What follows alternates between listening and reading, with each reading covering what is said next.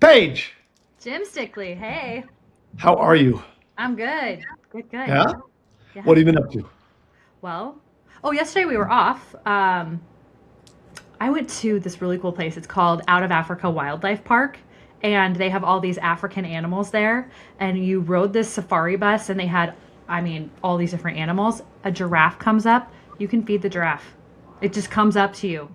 Like, just feed it whatever you want, or do they give you like snacks to give it? They give you the little leaf thing that it comes So you up, can't just and give them like a Snickers bar or anything.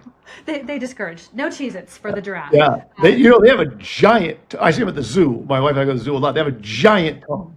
They do. It is very large. They actually were showing how it's so long and the reason why Yeah. and all this stuff. So it was a really cool experience to go, and it was worth the drive. Wow. It's a couple hours north of the city in Phoenix, and so it was really fun to do.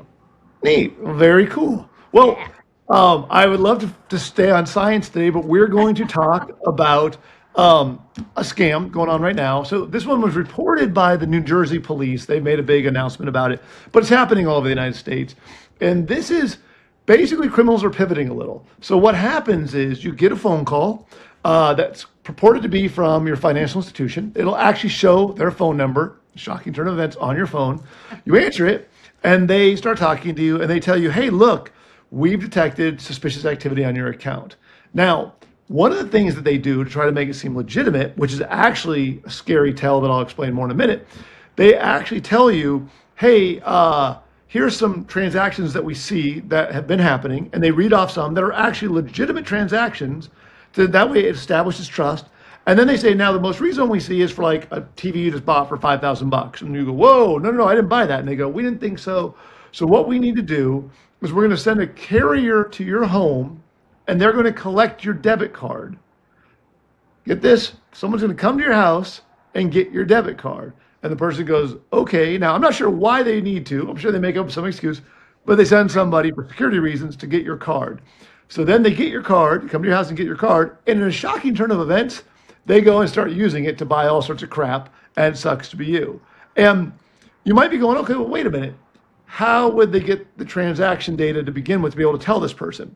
And this is why this is such an important story right now to warn people. Because what's really happening is the person's already been scammed once. The criminal already probably did a phishing attack or social engineered them, got their login credentials, and were able to actually log into their digital banking.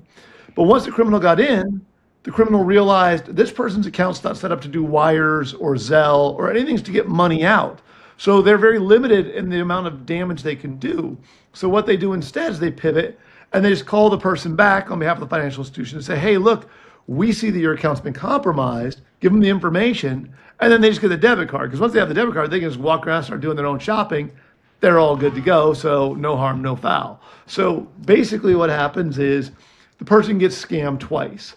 And so my recommendation, the thing that we warn people is if they ever receive a call where it's the financial institution supposedly telling them, hey, something's going on, we detect some malicious activity or suspicious activity, and we need to send a carrier to collect your card, hang up immediately, pull your debit card out, call the phone number on that debit card, and notify your financial institution your digital banking's probably been hacked, and they need to lock everything down immediately.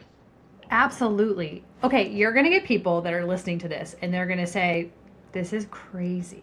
How would these people be falling for this? And it does when you're talking about it in a setting like this, it does sound a little wild. But if Mm-hmm. all of the things that lower your guard, which is your financial institution is calling you, they're telling you about recent transactions that actually match up to Yep. the transactions that you've had. All of those match up. So you're thinking, that's weird. I've never given my card back to somebody who's come to my home. However, things are New changing security. around here. Let's just for in the name of security. But I like your tips. I mean, you're hanging up, you're getting your card out, calling that number, and yeah, the likelihood of somebody actually probably being in your account already to be able to say those transactions is probably pretty high. So, Yep. I'm so glad we're talking about this, but here's what I encourage people to do. Take this information, share it outside of your cyber network.